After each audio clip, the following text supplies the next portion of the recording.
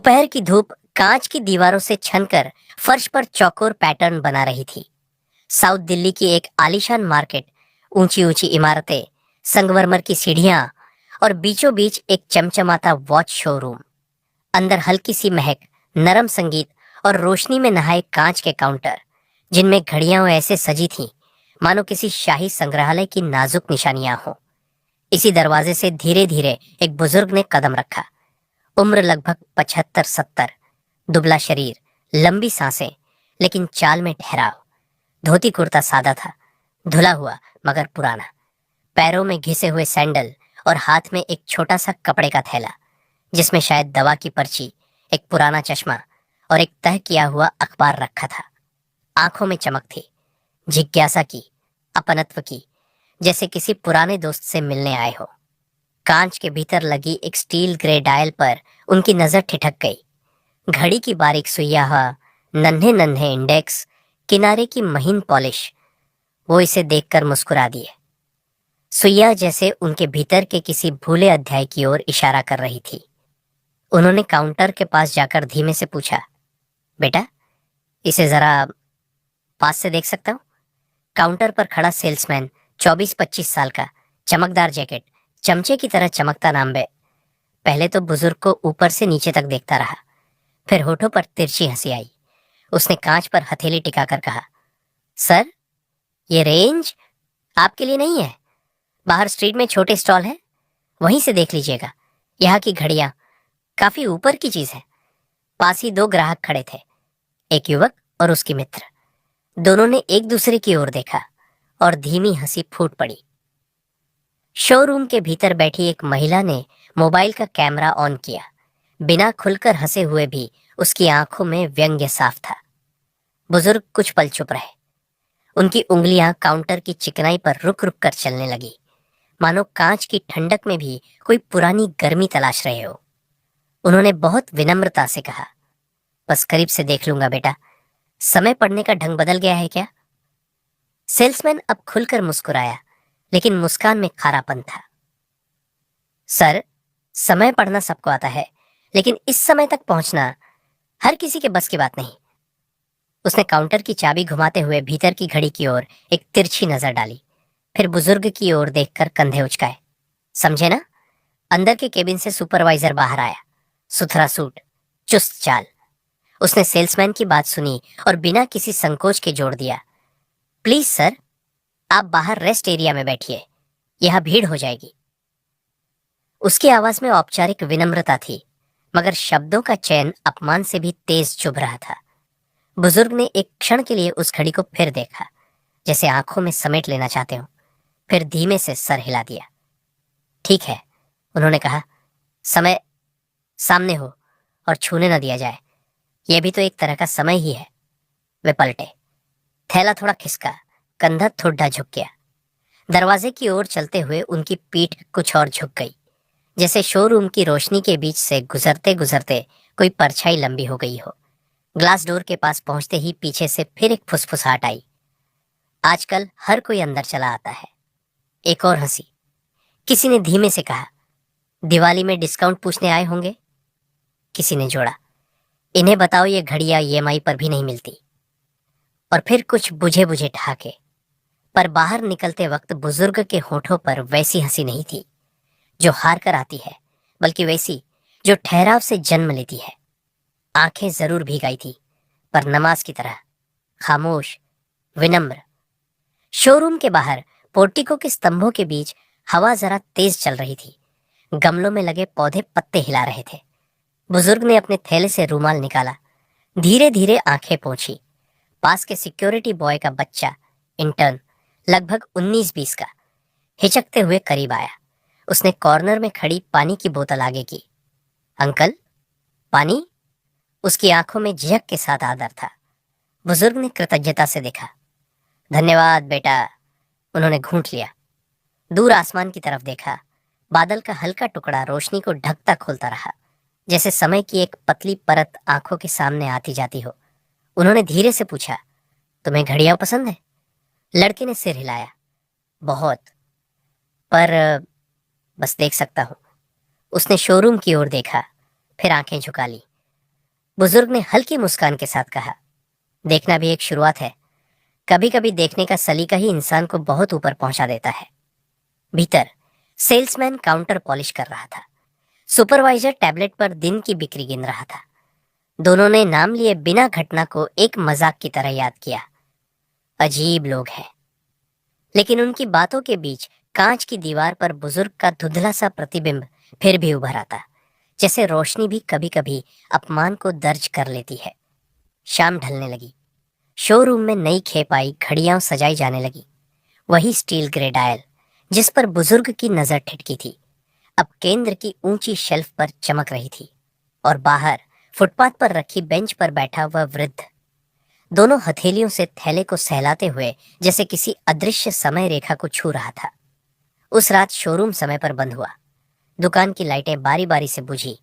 सड़क पर ट्रैफिक का शोर गूंजता रहा। लेकिन रोशनी बुझने से पहले अंदर जो आखिरी चीज चमकी वो थी वही घड़ी, मानो किसी अगले सुबह का संकेत दे रही हो। एक ऐसी सुबह जब समय सिर्फ डायल पर नहीं, चेहरों पर लिखा जाएगा। बुजुर्ग उठे, थैला कंधे पर डाला और धीरे धीरे चलते हुए गली के मोड़ पर खो गए। पीछे छूट गया एक सवाल, क्या समय सच में सबका एक सा होता है? और एक हल्का सा वादा जो अनकहा रह गया, कल फिर मिलेंगे।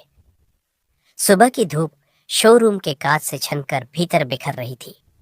सेल्समैन अपनी टाई ठीक करता हुआ नए कलेक्शन की घड़ियां सजा रहा था। सुपरवाइजर बारीकी से लिस्ट देख रहा था। कल की घटना उनके लिए बस एक मजाक भर थी, जैसे किसी ने शोरूम के शाही माहौल को कुछ देर के लिए गंदा कर दिया हो। आजकल तो हर दूसरा आदमी अंदर आ जाता है, सेल्समैन हंसते हुए बोला। सुपरवाइजर ने भी व्यंग्य से जोड़ा, अच्छा हुआ हमने उसे जल्दी बाहर निकाल दिया, वरना ग्राहक भाग जाते। लेकिन इस बातचीत के बीच उनके चेहरे पर एक हल्की सी बेचैनी थी, क्योंकि जब उन्होंने उस बुजुर्ग को जाते हुए देखा था, उसकी आंखों की खामोशी में कुछ ऐसा था जो अब भी पीछा नहीं छोड़ रही थी। दूसरी तरफ शहर की सड़कों पर हलचल थी, भीड़, ट्रैफिक और चाय की दुकानों का शोर। उसी भीड़ से अलग वही बुजुर्ग एक साधारण घर के सामने खड़े थे। लोहे का पुराना गेट, बाहर रखी मोटरसाइकिल पर धूल और आंगन में केले तुलसी के पौधे। वे अंदर गए और दरवाजा बंद होते ही कमरे की खामोशी में उनकी असली पहचान झलक उठी। थैले से उन्होंने एक डायरी निकाली। मोटे अक्षरों में लिखा था, वर्मा ग्रुप ऑफ इंडस्ट्रीज। पन्ने पलटते ही बड़े बड़े प्रोजेक्ट्स, होटल्स और कंपनियों की सूची सामने आई। वही व्यक्ति जिसे कल भिखारी समझकर बाहर निकाला गया था, शहर का सबसे बड़ा उद्योगपति था। उन्होंने आईने में अपनी शक्ल देखी, धोती, कुर्ता, झुर्रियों से भरा चेहरा, और धीरे से मुस्कुराए। समय बदलता है, लेकिन सबक वही रहता है। शाम ढल रही थी। शोरूम में ग्राहकों की भीड़ बढ़ रही थी।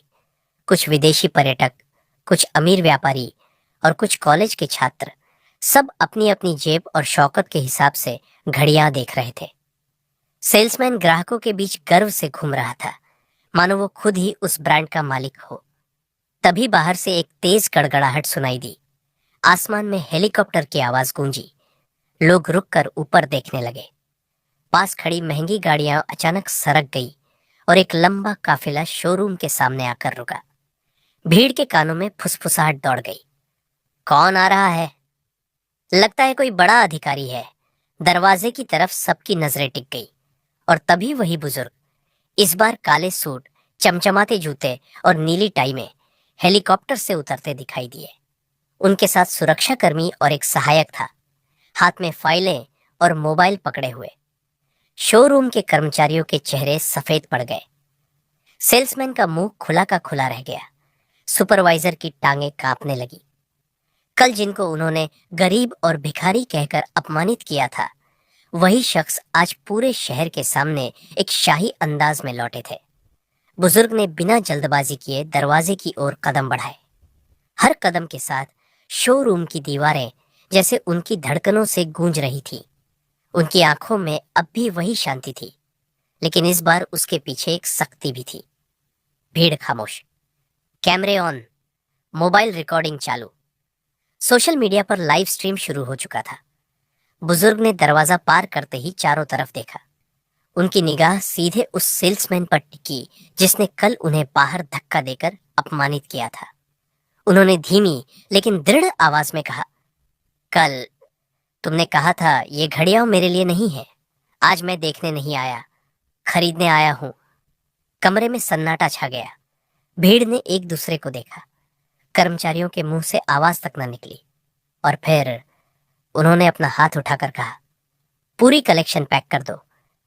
शोरूम में सन्नाटा गूंज रहा था।